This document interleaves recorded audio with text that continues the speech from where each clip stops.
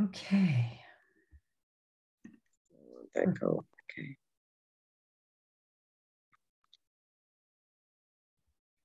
Okay, so we're going live into the private Facebook group today. And I'm here with Grandma Sparky, Halise Bridges, who's the founder of the Blue Ribbon Anti-Bullying Campaign in schools. And we're both just wanting to be present to the, conscious parenting revolution community, because we can imagine this community and all parents around the world, wannabe parents or just people who are all in mourning today. Yes, that's true. Yeah, this terrible event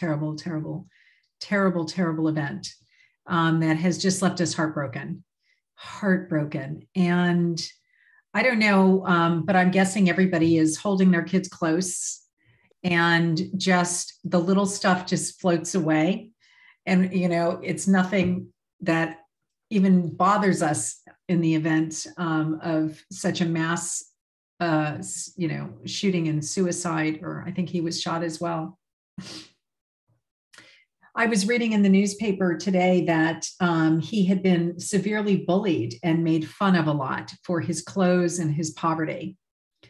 And it just hit me so deeply that this was preventable.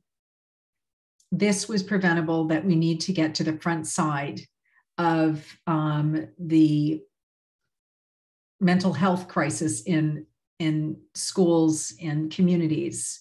And that we know that when people are bullied, that it registers in the brain like trauma. And it is an emotional, as painful as it is emotionally, it registers in the brain physically as trauma. And that there really is no difference between a physical wound and an emotional wound. And the reason that we need to talk about this is because that wound is so painful that the tragic expression of that pain appears, and as we know, hurt people. And that kind of hurt has caused massive loss of life here. And so I wanted to just talk with you, Sparky, about your experience with the anti-bullying campaign for the last 40 years. Yes. And what I come to, look, it was pre-Columbine when I started my work. So I've been in this work for 40 years. And there was something that I saw that I learned from another master, a gentleman, and that I took it on. He was in front of 2,000 high school students. This is during, Jack Canfield was sitting next to me. This is during the self-esteem movement. Jack, the co-author of Chicken Soup for the Soul. We're all watching Jim Tooman speak. And Jim Tooman was whispering to 2,500 kids, and they were leaning in. And he said this. He said, think of your favorite car and the color of the car, and smell the leather, the texture of the inside of the car, and just feel the feeling of owning it. And then he said, now somebody comes along with a sledgehammer and just bashes it, busts the window, busts the hood, busts everything. What would you do? And they started yelling, well, kill him. We'll hurt him. We'll throw him down. And he said, and that's you all doing that to each other. And now I'm going to tell you how you can serve and solve this situation. In a moment, I'm going to invite you to come to the microphone. If you've ever hurt anybody, harmed anybody, if you have anything in your soul to say, this is your time to open up and tell the trauma that's happening to you. And the kids would line up for about 3 hours. He had done this in one of the massive, most influential schools, public high schools in the nation. When I first watched this on video, when I was doing my first bullying workshop. And I popped into his workshop and I watched the standing room only, and the kids went on for 24 hours. This is at least 30 years ago. What I decided to do right after is I was going to do this kind of assembly, and I did. Here's the great news that comes out of it, and the other news that will help all parents and teachers and administrators and school boards and everyone. Because if you don't go to this place, you can't put a Band-Aid on it. I did my first assembly in 1991. The kids raised $2,700 at this Daniel Junior High School. It was covered. I told them, you know, it's not good enough just that you gave me the money. You better get the press behind this because nobody's going to believe what you have to say. And the kids got the Los Angeles Times behind it, the San Diego Union Tribune, and 1,100 radio stations, and Channel 8 News, and they all showed up. And I did the same thing. I had not done this before. And I just took the courage and I said, 2 out of every 3 of you has been abused, and I know it. So if it's not you, it's somebody on both sides of you. I'm going to invite you in a moment. If you've ever hurt anybody, bullied anybody, put anybody down, you step to the microphone, state your name, tell everybody what you did, and apologize. Have that person step forward, give a hug, a handshake, but clean that up right now.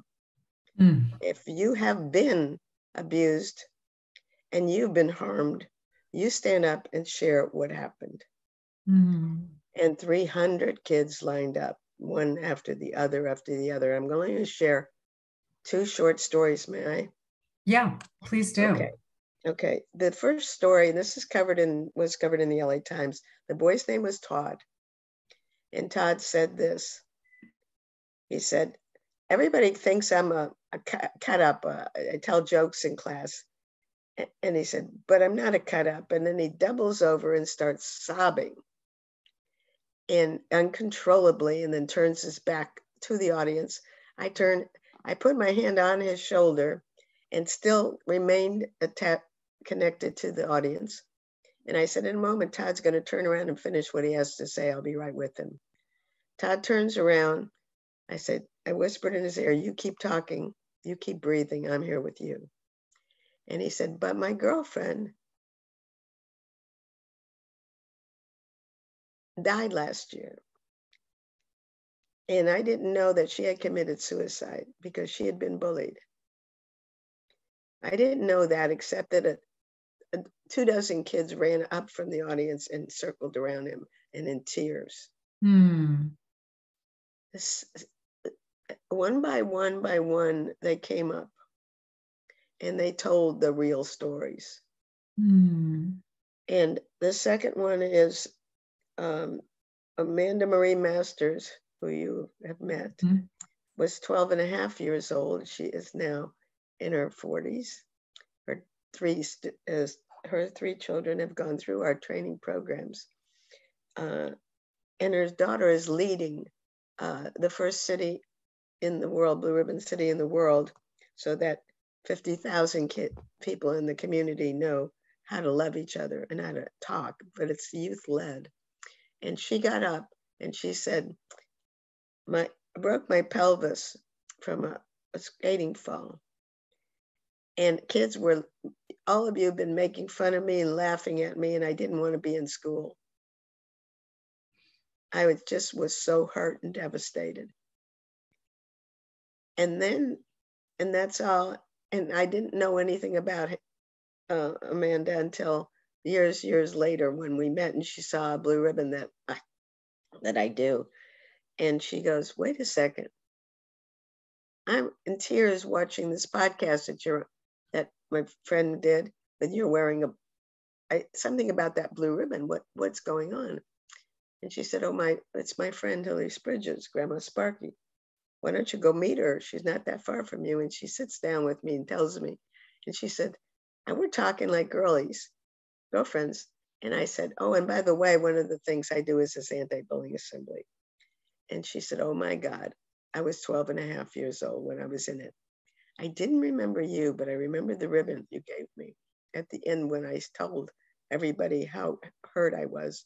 But when I left the assembly that day, kids ran around me, circled around me, gave me hugs and cried and said they were sorry. And from that moment on, I was safe in school. And also, I decided that I was going to lead and be a leader in making the world better for all kids, of which she has done today with the Awake TV network worldwide. And that's what happens when you can give people a chance to share. But you can't do it. The counselors, here's the great, great gift of mental health right now and the opportunity. The biggest problem is that, in my experience, was that teachers didn't know what to do when I stood up and gave and opened up the wounds of all kids. They didn't have counselors or people that they could go to, and they were afraid that it was more damaging because it was an emotional. Today we call it emotional what did we call it? Emotional literacy. Yeah, tell me that. Yeah, emotional literacy, emotional intelligence. Yes, all that. And we talk about social emotional. That's what I'm talking about. You hear it everywhere. The great news about it is, yes, it is social and it is emotional. But you can't teach if you don't know how to teach this. Mm-hmm. And schools will only accept you if they are that. It's not for everyone, and they're not. Most are not ready, but the kids can teach it. Yeah, that's where we're going. The kids can open up and teach, and then they can come home and tell their parents how much they love them, or they can talk to somebody and say, "I apologize for harming you and bullying you." They need a way to do that, and they want it desperately. I completely agree. Thank you so much, Sparky, because what we know is that, kids are, they have training wheels on. They're going to make mistakes. They're going to say things that hurt. And that unless this type of ceremony in schools exists to allow the water under the bridge to have a way to redeem themselves, to be able to call it out and move forward, because it's otherwise all there. The landmines are all there, but they're not exposed.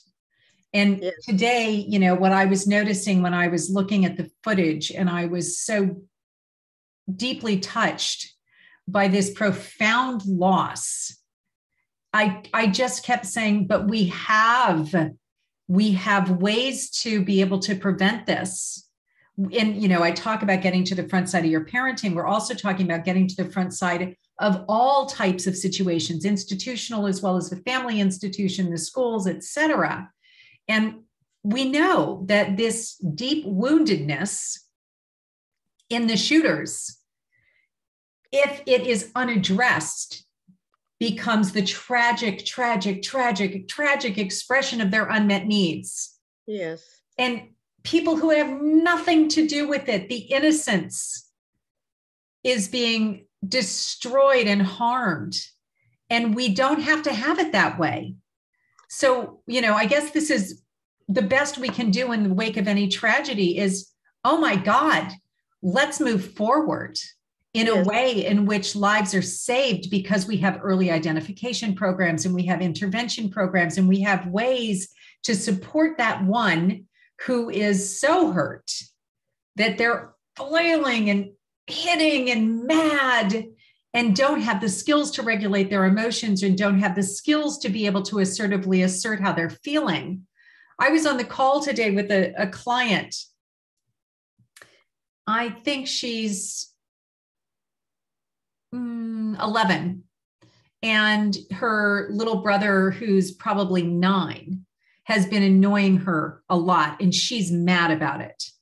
And he was annoying her because I got to do a collaboration, because he couldn't understand why she was in a room all the time and wouldn't come downstairs and join the rest of the family. And she had no idea that this irritating little brother was being so irritating because he wanted connection. Because he went about getting connection in ways that were almost guaranteed not to get it. And this is the human condition, is that we're in pain and we go about trying to meet our needs in ways that are guaranteed not to, because they're coming from places which are not being expressed in the ways in which the receiver can hear that beautiful, sweet message, but I just want to spend more time with you. So in this situation, I couldn't help but think about it today as I was doing this session earlier, and just wondering how many times did this shooter tragically express himself in ways in which they were not embraced as the underlying unmet need, and just the socially unacceptable way in which he was trying to get support. Yes, may I speak to this? Yes, please. All right, let me just say why Bill created AA. It's because everybody was an alcoholic, but nobody would admit it. And they needed a safe place in which they could all stand up and say, I'm an alcoholic and an addict. We don't have a place for people to be safe enough. And, kids grow up and be adults and they call it something else. Mm-hmm. They call it, I don't want to go back to that company again because I'm not acknowledged. Mm-hmm. And you see this happening everywhere. In COVID, they go, I really realized that I can't go there anymore because I don't feel like I matter. Yeah. It is systemic. It really is. What I'm recommending and suggesting in my own heart of hearts of speaking to hundreds and hundreds of thousands of people and doing my work all over the world, is you're right. The moment somebody gets heard, and you being a master at what you do, it's a simple answer. In Rio de Janeiro where I spoke, I remembered, I just wrote about it when I spoke to, it was the third most prestigious school in the world. And when I spoke there, and I asked the kids, what is it that it makes you most hurtful? And they told us the words that people use on them. We said, sticks and stones can break our bones, but names will never hurt us. Whoever made that up is just really baloney. Well, it's baloney, but it's instilled in all of us. Don't get upset, pressure feelings down. So look, that's everywhere. You're not going to change that overnight. But what you can say is to acknowledge that, how's that working for you? And I remember this one boy said, they call me a duck face. Now, these are the third most prestigious school in the world. These are the wealthiest kids in the world. And they're hurting like anybody else. And I remember the boy saying, they call me duck face. Mm. And for some reason, I don't know why that stuck out with all the other ones, but it was different. And I was thinking about it just the other day that I wanted to commit suicide. And when you asked me to be on this call, I thought about it for a moment or two. And I thought, I'm going through something right now that's like PTSD. It's very visceral. In the last week, there's too much trauma going on in the world. It's hitting me in ways that I can't. I shook and couldn't breathe, and I had to walk away. And I noticed that what's happening to me is I had a flashback of when I decided to commit suicide, and I was wealthy. I was married to a beloved and brilliant entrepreneur, and I was a mother of two. But hardly anybody would have known that behind closed doors, the man I was married to was abusive, not physically, but emotionally. He picked out what wasn't right about me, and yet I was making a fortune, and so was he. And we had all the beautiful things. And then finally one day, if I had a gun in my hand, I might have done it that way. I might have committed suicide. I don't know what I would have done. I was more passive than angry. I just no longer wanted to live. And those folks that are feeling like they don't want to live are more than you know. They're more than we all know. And that pent up anger that you can't, where emotions can't be expressed and feelings are denied, then we're going to have constant evolution of this problem. And then kids grow up and be adults. I've been in it 40 years, so it's not like this doesn't happen to adults. Adults, of course it does. They're little kids, right? My thought with us is this: while there is a lot of great opportunities for people to find resources, like you, it takes a certain person that will say, yes, I need that. Mm-hmm. The alcoholic probably won't do that. Mm-hmm. Okay. The people that are hurt don't even know how to do that. Mm-hmm. But communities can do that with Yeah. kids, which is what the work that I've decided that would see this through. And may I tell you one more story that might help? Yeah. Okay. This is a small town in Eden Rapids, Michigan, a little tiny town. And 7 kids read my story in Chicken Soup for the Soul about a boy that did not commit suicide because his father honored him with a blue ribbon, which I created. It's a very famous story in Chicken Soup. And the kids decided that they were going to have honoring everybody in their community, which was like 2,375, if I remember correctly. This is 1 year before Columbine. Okay.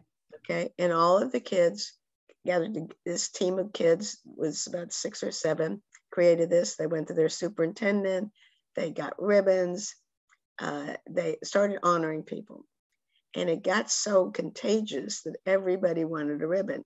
And if you were sick, they would put it in your mailbox. So wherever it was, they made sure everybody, with nobody left out. They said this would be the answer. And the girl that started this, Stephanie Lynn, she wrote this amazing letter to me. And she said, don't let anybody stop kids from leading this. It's what needs to happen. Make sure nobody gets left out.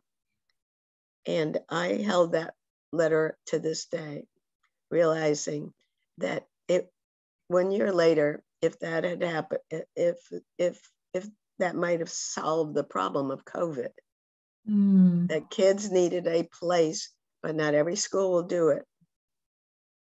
But every kid wants it. Yeah. They want to honor their sisters, their brothers, their fathers, their mothers. They want to say, I just want to tell you I love you. Yeah. And then the other kid will say, I thought you hated me. Yeah. It was actually what happened today on the phone call, where, the only narrative that this one kid in the family could read is that you're annoying and you're doing it on purpose and you don't like me and you're so horrible. And he's like totally baffled by this narrative. Yes. He said, no, I just don't know why you don't come out of your room and join us at night. Exactly. It was completely different. And I think that, because we need to wrap it up here, but I just wanted to say before we do that, yes, I'm going to go ahead and put in our a link to you, Grandma Sparky, and the Blue Ribbon Campaign. Yes. And a call to action for everyone here is that if you would like to initiate a Blue Ribbon Campaign in your home, your school, your community, to let someone know what a difference they've made in your life before it's too late, that, this is the beautiful blue ribbon that I've been honored to receive many times from you, Sparky. And I know that, today I'm compelled to give it to you and to honor you. Is it okay? Yeah, you bet. So emotional. I'm sorry. But I just want to let you know that you've made a difference to so many kids because you've given them a voice to be able to talk about their pain. And they need that. We all need it. Yeah. May I place this on you? Absolutely. I'm going to put it over your heart and I'm going to have it facing up for all your dreams to come true. And I'm going to take the spark from my heart and put it into this ribbon. And the sound it makes is bing. Bing. That's the Thank sound you, Sparky. that makes dreams come true. God bless you. God Thank bless. you. Goodbye. Hug your kids.